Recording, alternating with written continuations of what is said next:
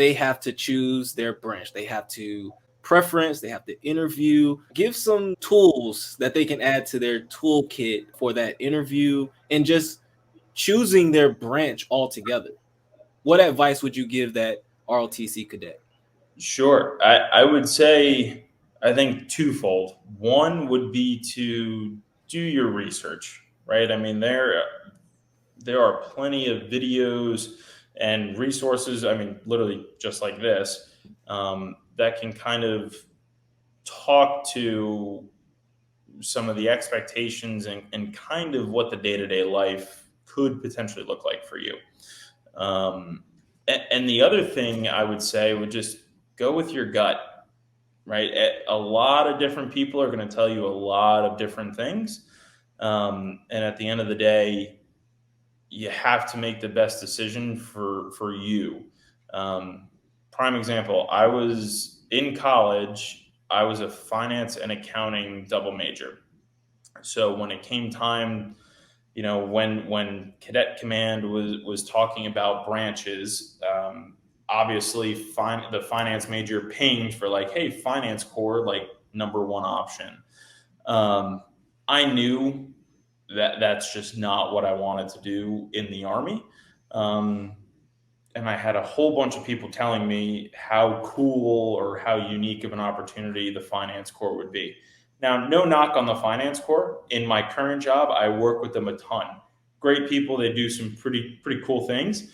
Um, but I just know that's not ultimately what I wanted to do in my time in the Army, right? So I think that the two biggest things would be do your research, right? Have a general sense of what the branch does. Now, unit and location dependent, right? Your experience could vary, right? I can't speak to what my buddy who's in the infantry in Alaska does, right? Besides freeze his ass off because it's cold as hell out there. Right. So I can't necessarily speak to that, or I can't speak to like what an airborne infantry unit does on a day-to-day basis, right? I've got a pretty good idea of what like a striker infantry lieutenant does on a day-to-day basis. Right, but so that experience is subject to vary kind of based on location and the unit that you're in. And then yeah, the biggest piece of advice would like just go with your gut. Like whatever that inner voice is kind of telling you, or whichever way you're kind of leaning, is probably indicative of something. So I wouldn't totally discount that. Hey, as we land this plane here, what's next? What's next? What are some of your career goals, and Yeah. how do you plan to continue growing as a leader and as an officer? Yeah. So I think one of the biggest things that I'll be honest, something I struggle with is complacency, right? In terms of lieutenant jobs within the infantry, generally like being a staff primary or a staff OIC, kind of like yourself, right? That kind of caps out what is really available to lieutenants at the battalion level. So really, it's a matter for me of like not getting complacent with that, and trying to find out like what's that near term goal and what's that short term goal and kind of what's that long term goal I'm working towards. Um, so that's just kind of this iterative process that just continues to morph over time. Um, but in terms of kind of like next big Army milestones, is I'm going to maneuver captain's career course down at Fort Moore, Georgia, formerly Fort Benning, this August.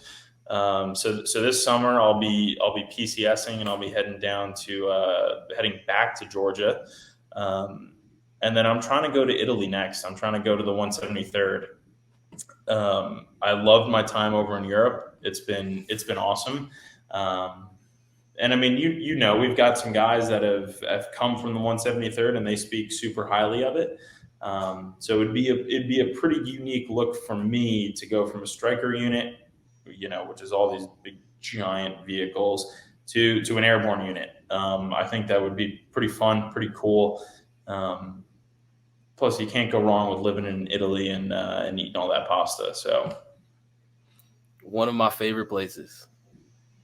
I will say the one piece of advice from kind of my mentor that I've got that kind of really just hits home for me is he'll always tell me, he's like, a lot of people are going to tell you to do a lot of different things in the Army and in life. And he's like, ultimately, it's when it's just you at home or it's just you by yourself, you got to be comfortable with the decisions that you've made. And you got to be the guy or girl that looks yourself in the mirror and is comfortable with what you see. And I, that applies to so many aspects of life besides just the military and picking a branch.